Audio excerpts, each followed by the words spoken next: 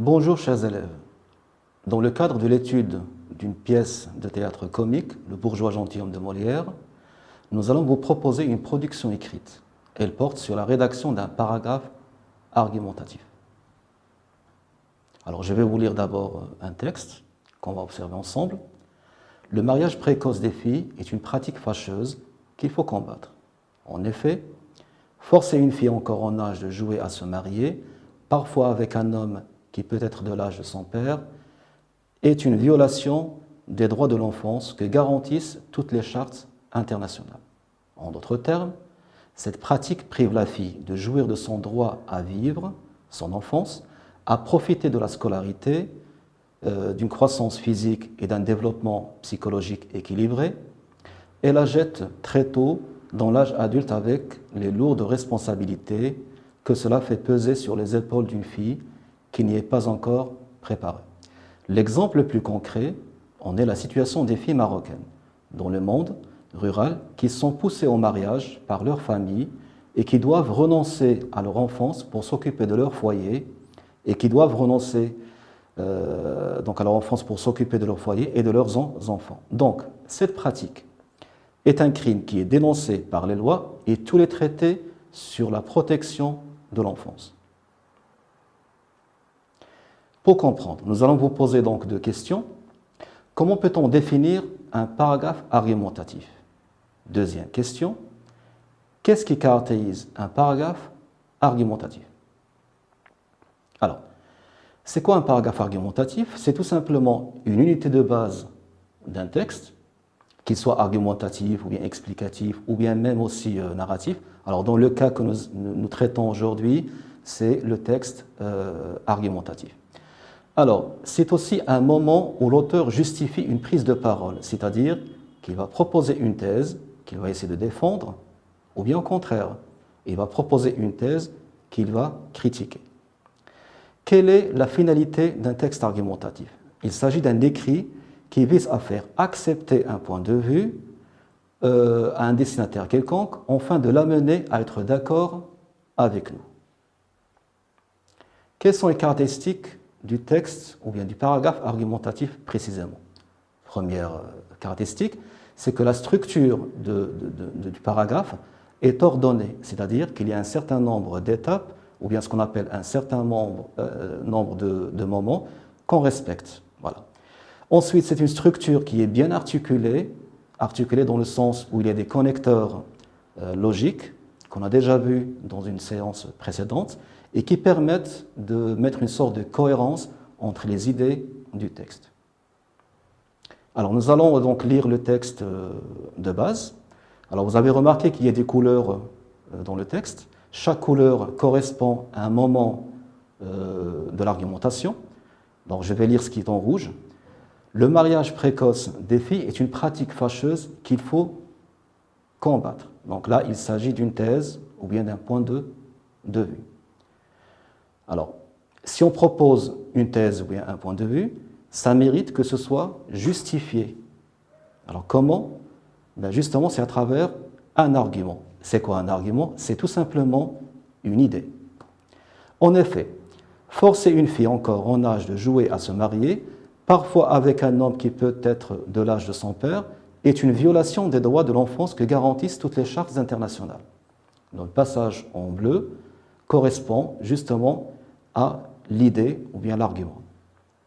Le passage en vert, en d'autres termes, cette pratique prive la fille de jouir de son droit à vivre son enfance, à profiter de la scolarité, d'une croissance physique et d'un développement psychologique équilibré, et la jette très tôt dans l'âge adulte avec de lourdes responsabilités que cela fait peser sur les épaules d'une fille qui n'y est pas encore préparée. Donc là, l'auteur est en train de reprendre l'argument en le développant davantage.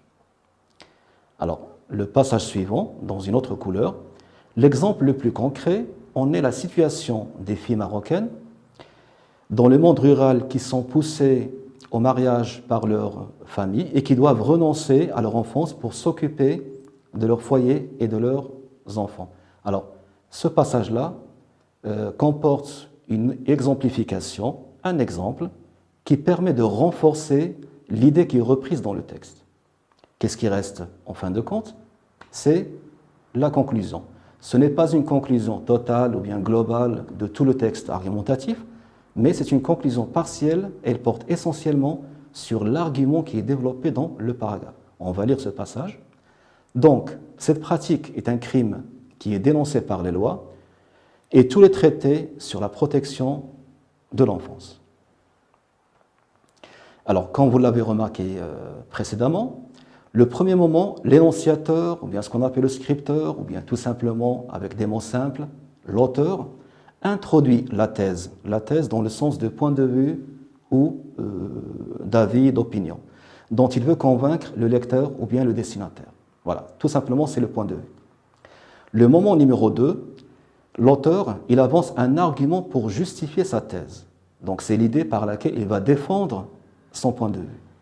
Troisième moment, l'énonciateur, ou bien le scripteur, ou bien tout simplement l'auteur du texte, il va reprendre son argument.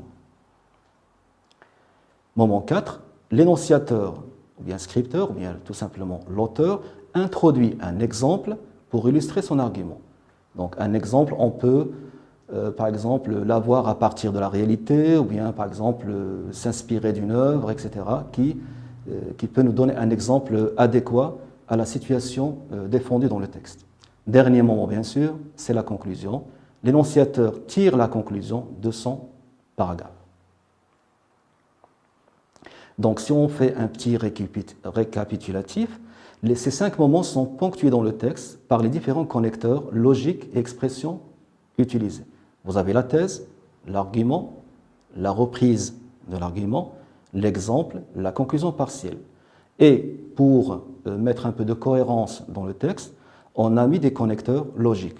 En effet, en d'autres termes, l'exemple le plus concret est et l'expression donc. Alors, pour faire simple, on peut résumer un peu ces étapes en 4. Premièrement, la thèse. La thèse, c'est le point de vue. Je présente mon point de vue. Deuxième étape, ou bien deuxième moment, je défends mon point de vue par un argument, c'est-à-dire une idée qui défend la thèse. Troisième élément, c'est le développement. Alors là, nous avons un certain ensemble de techniques pour pouvoir développer l'argument. Et finalement, la conclusion partielle qui porte sur l'argument lui-même. Alors, comment développer une idée? Parce que c'est la partie la plus importante dans un paragraphe argumentatif. Là, on va faire appel à ce qu'on appelle les techniques argumentatives. Alors, il y a plusieurs techniques. On peut en citer quelques-uns, comme vous voyez sur le tableau. Le premier élément, ou bien la première technique qu'on a vue ensemble, c'est l'exemple. Et là, on peut utiliser un certain nombre de connecteurs qui peuvent introduire un exemple. Alors, l'expression la plus facile, la plus simple, par exemple, on peut dire à titre d'exemple, pour illustrer cette idée, on peut citer l'exemple 2, etc. La cause, la conséquence, ou bien ce qu'on appelle communément l'argument de cause à effet. L'expression en effet, c'est que et parce que, donc ils traduisent la cause. Par conséquent, en conséquence et d'autres moyens qui expriment la conséquence. L'autorité, ou bien ce qu'on appelle aussi l'argument d'autorité. Par exemple, selon des études récentes, une enquête menée auprès d'eux, ou bien une enquête, ou bien un sondage qui a montré que, etc. C'est quoi l'autorité? L'argument d'autorité, c'est tout simplement le fait de faire appel à une référence religieuse, ou bien scientifique, ou bien juridique, qui est très forte bien sûr, et qui peut renforcer mieux l'argument que nous avons avancé. La concession. Alors, remarquez un peu les expressions. Il est vrai que, mais. Bien sûr, mais. Alors, la concession, c'est une forme d'opposition qui permet, dans un premier temps, de donner un accord partiel, d'être d'accord avec le destinataire, mais juste après, il y a ce qu'on appelle l'objection ou bien la réfutation. Voilà, donc nous avons vu passer en revue quelques-unes des techniques argumentatives, mais bien sûr, il y en a plusieurs. Alors, je vous propose maintenant un exercice, la consigne. Complète le paragraphe qui suit par les moments qui manquent. Il s'agit toujours de développer la même thèse. la nécessité d'interdire le mariage précoce des filles. Donc nous sommes dans le même sujet.